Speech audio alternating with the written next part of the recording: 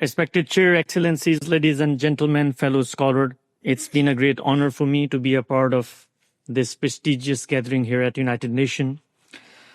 While I speak today about the tragedy that has darkened the hearts of Afghanistan, shaken the conscience of the world, and crushed the dignity of humanity itself.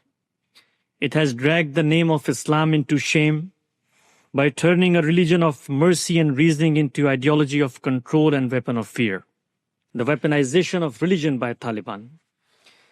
They march under the banner of Islam, yet every step they take leads away from Islam.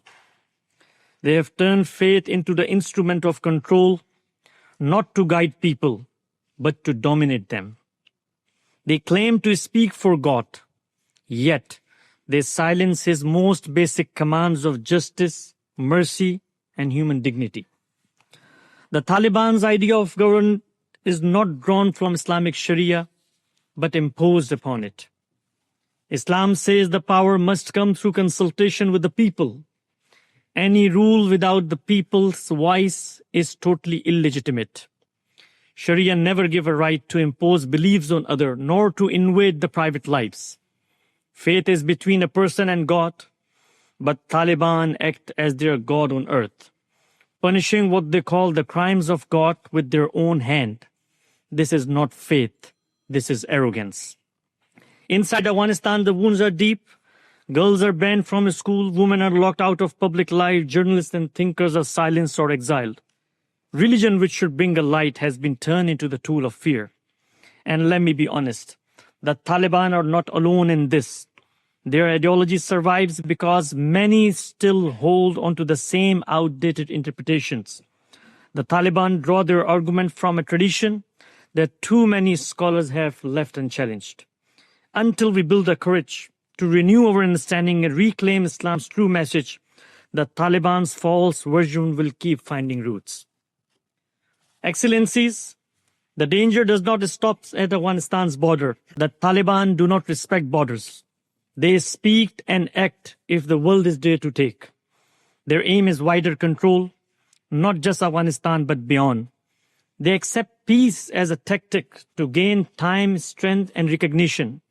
And their ideology rejects the equal rights for non-Muslims to live under their power. If left unchallenged, this ideology will shake region and then shake the world again. Excellencies, when the Taliban misuse Islam, they do more than spread fear. They poison how the world sees the faith itself. Many people begin to think, if this is religion, then it cannot be the word of God. They make harder for Muslims everywhere to live in peace. They saw mistrust between communities. They turned religion of peace into the headline of terror. This is not just Afghanistan's crisis. It's a global crisis. The Taliban way is not Islam. It's a tribal culture dressed as Islam. The true Islam gives a principle to adjust to the modern political developments, justice, consultation, and human dignity. But the Taliban make it impossible for Muslims to assure the world that we are not in a clash of civilization. We have own value system, but it does not stand against freedom, democracy, and human progress. And let me be clear, the Taliban cannot be defeated by bullets and B-2 bombers alone. The real battle is a battle of ideas. Their false story of Islam must be answered with the true story of Islam. The story where Shura means consultation, not dictatorship. A story where jihad means struggle of justice, not endless war. A story where Sharia means path of goodness, not chain of oppression.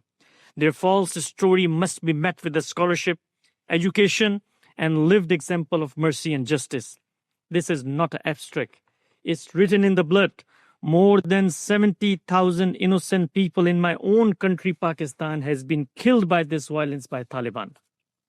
Mother, father, children, their world destroyed in a moment. This is what happened when religion is turned into the engine of oppression. Excellencies, the Taliban have turned faith into fear. They have stolen the future of Afghan and threatened the peace of world. But another future is possible. That future will not come by silence or by force alone. It will come when we strike the roots of their ideology. When we build a counter-narrative louder than their false claim, is stronger than their misuse of scripture, and closer to the heart of ordinary people. If we answer distortion with truth, if we stand beside the oppressed with courage, and if we replace fear with education and freedom, then the Taliban false religion will collapse.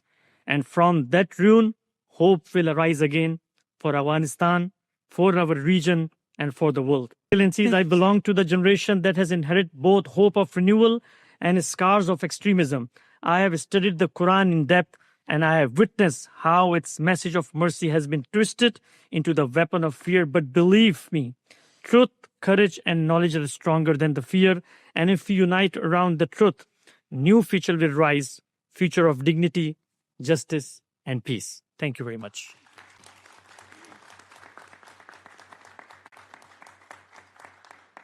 Thank you so much, Mr. Hassan.